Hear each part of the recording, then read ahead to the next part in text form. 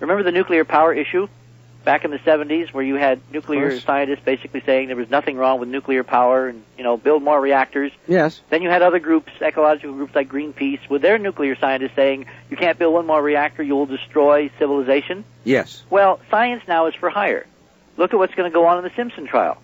You've got geneticists, you've got DNA experts, you've got criminalists, on both sides willing to, basically, depending on who pays them. And I'm sounding a little cynical here, and I mean to deliberately. Well, basically, decide the issue based on who pays them. It's not as hard opposed to the merits, except maybe for Carrie Mullis. I'm dying to see what Carrie Mullis has to say. It's not hard to be cynical about the Simpson trial. It is not. Well, but in the 50s, when academia and science still meant something, when scientists were valued as people looking for truth first and maybe money second, and that really, we did go through that era, all right? When these academics made their recommendations to NASA, and there wasn't any money in it because basically it was almost a labor of love. They were serving God and country, and, a new administration coming in, the Kennedy administration. When they made these recommendations, the policy people, the bureaucrats, the politicos, really listened.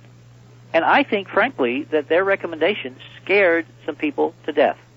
They really thought, because they respected the academics as knowing more than they did, all right, that this would destroy civilization.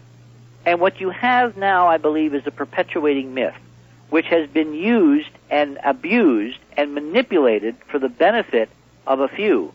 And whenever anybody inside maybe says, well, maybe we ought to tell them, somebody else will say, oh, remember Brookings, And they don't really believe Brookings anymore because, of course, they've seen Star Trek and they know that we're much more sophisticated. But it's become like settled law. Exactly, and it's become a wondrous excuse.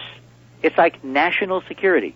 How many incredible sins and horrible acts have been excused in the name of national security?